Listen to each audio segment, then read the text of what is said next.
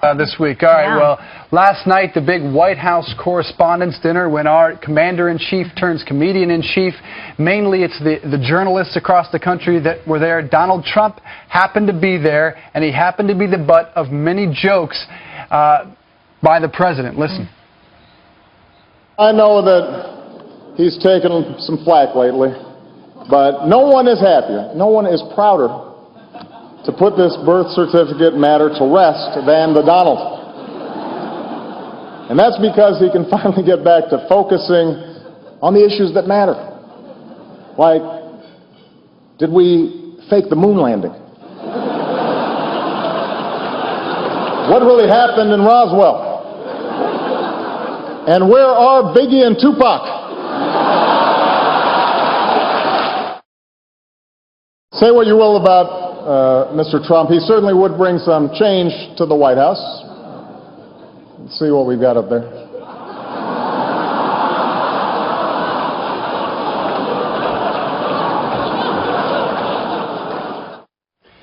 Well, the crowd was certainly laughing. It was maybe an uncomfortable laugh at points, and some people were saying that Donald Trump looked like the only person in the room who wasn't having a fun time. He joins us right now on the phone to respond to that. Good morning, Donald. Good morning. So were you upset about those remarks, or were you having a good time? It was hard to tell. Well, I really understood what I was getting into. I didn't know that I'd be virtually the sole focus, and I guess when you're leading in most of the polls, that tends to happen. But I was certainly, in a certain way, having a good time listening. You know, I don't think the American people are having a good time paying $5 gasoline and their clothing prices doubling and all of the other problems that they've got. You look at what's happening with food. So, you know, I was thinking to myself as they were doing this that, you know, the American people are really suffering and we're all having a good time. I think it's inappropriate in certain respects. But I thought the delivery was good. I thought Seth Meyers, frankly, his delivery was not good. He's a stutterer, and he really was having a hard time.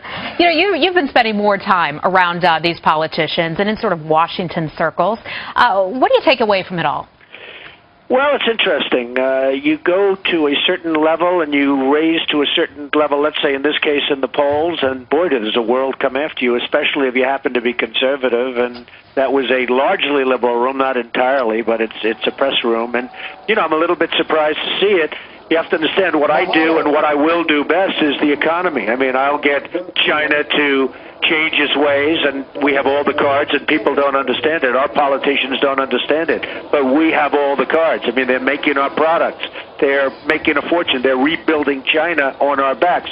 I will get OPEC to reduce prices. I will guarantee that they will seriously reduce prices. We have nobody that even talks to them. So I really knew what I was getting into last night. I had no idea it would be to that extent where, you know, just joke after joke after joke. It was almost like, is there anyone else they could talk about?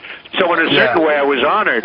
But, you know, again, the economy is having it's going through such a traumatic period. I was thinking to myself, it just seems inappropriate. Yeah, it did seem like an awful lot of jokes.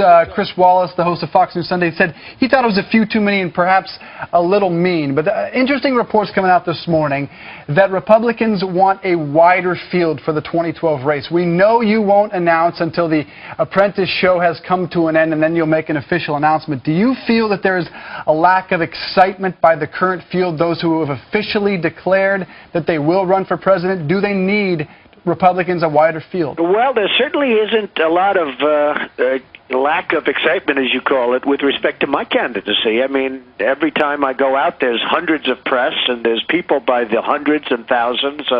I make speeches, and tremendous crowds show up. I can't speak for the other candidates because I don't know what's happening, but I will tell you, I landed in New Hampshire last week, and it was unbelievable, the response.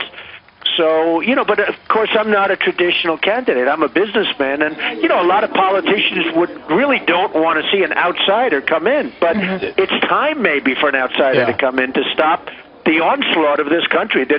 People are destroying this country. Well, you threw this out there on Twitter a little bit ago, Donald, to ask some questions for you, and the criticism, of course, about the birth certificate thing, and you were saying that you were concerned about gas prices and the economy. Obviously, you made the birth certificate thing one of your, you brought quite a bit of light to that over the past. So some are saying, well, isn't it hypocritical of you then to be talking about the plight of gas prices when you were the one rallying around the birth certificate thing? Weren't you expecting those jokes to be flying? Well, I did expect jokes, actually. actually. I mean, when I went there, I expected that it wouldn't be just a free evening. It wouldn't be an evening of a nice meal.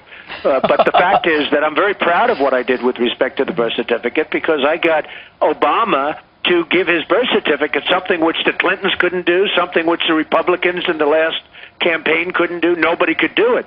And I only ask, why did it take so long? I mean, why did he wait years? I mean, 3 years. But I was the only one able to get him to produce it, and I'm very happy. And the fact is, that is not at all and has not been my main subject. My main subject is jobs and the economy and stopping all of these countries that we deal with from just absolutely ripping us to shreds. Donald, before we let you go, I want to ask you about this. You were recently in Las Vegas. You gave a speech there. You used the F word numerous times, 3, possibly more. Could be a real turnoff to folks out there. Why do you have to use that kind of language? Well, it was a speech in Las Vegas in front of a rough group of folks and great group of folks, and I got standing ovations probably every 3 or 4 minutes. It was really well received. Some people don't like it. You know, the fact is, it's a word of emphasis with that group. Probably I won't do it anymore, to be honest with you. But so you learned your lesson well, there. I will say this. When people see the real negotiation that will go on with China and that will go on with OPEC and others, that is very mild compared to what happens in a real room. The problem is we don't have a real room because we have nobody that knows how to negotiate. Oh, Donald Trump, well, thanks so much for joining us. What happens in Vegas certainly does not stay there. We appreciate you being on the program. Have a good time. Thank you very much.